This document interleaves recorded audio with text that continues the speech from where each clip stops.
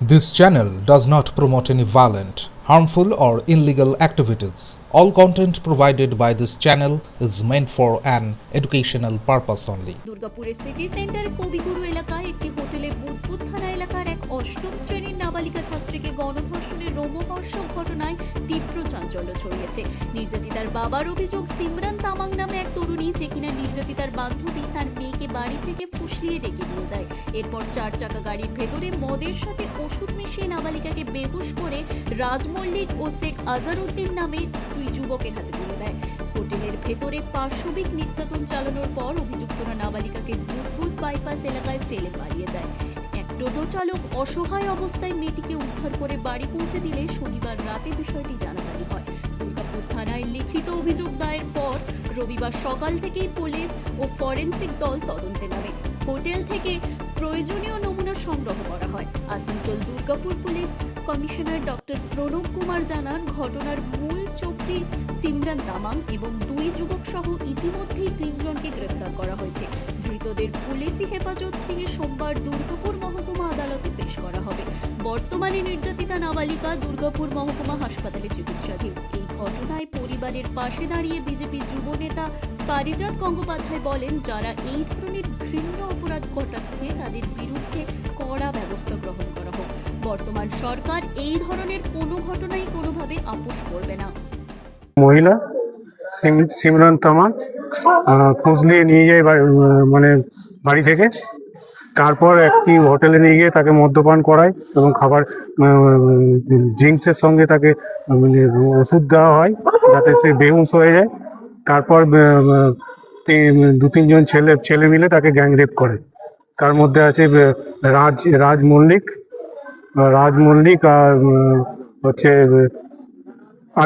শেখ আজারউদ্দিন এবং S K Das, এরকম কিছু একটা নাম আছে, দাস কিছু টাইটেল, চিকু না, পুরসর বাসিন্দা আছে 2 জন এবং বুধবুদের সিমরান তামাং বুধবুদের বাসিন্দা।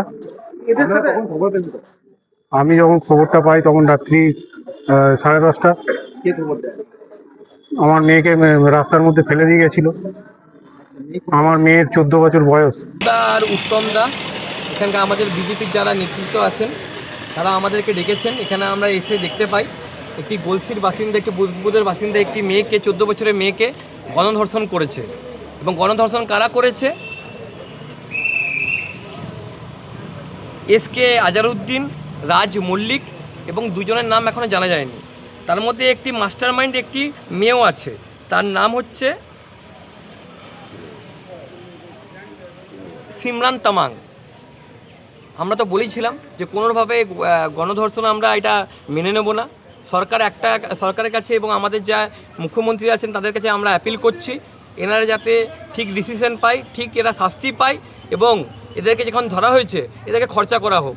এইসব লোকদেরকে রাখা উচিত নয়। সকালে ধরে নিয়েছে পুলিশ, বিকালের মধ্যে যেন এদেরকে খরচা করে দেওয়া হয়।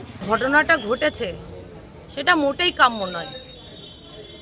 এতদিন তৃণমূলের সরকার ছিল, সেই সরকারের আমলে যে সমস্ত ভাইরা, যে সমস্ত তৃণমূলের যে সমস্ত চামচা বেলচারা ছিল বিশেষ সম্প্রদায়ের, তারা ভাবছে এখনও সেই রাজত্ব চলছে এবং তার সেই পাওয়ার দেখাতে গিয়ে কালকে একটা 14 বছরের মেয়ে, যে ক্লাস 8-এ পড়ে, ভাবতে পারবেন না মেয়েটার কি অবস্থা হয়ে আছে।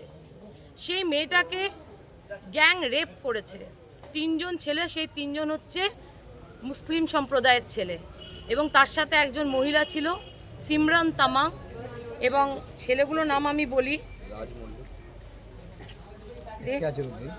রাজ মল্লিক, এস কে আজারউদ্দিন আর আরেকটা কি যেন, এস কে আজারউদ্দিন আর সিমরান তামাং।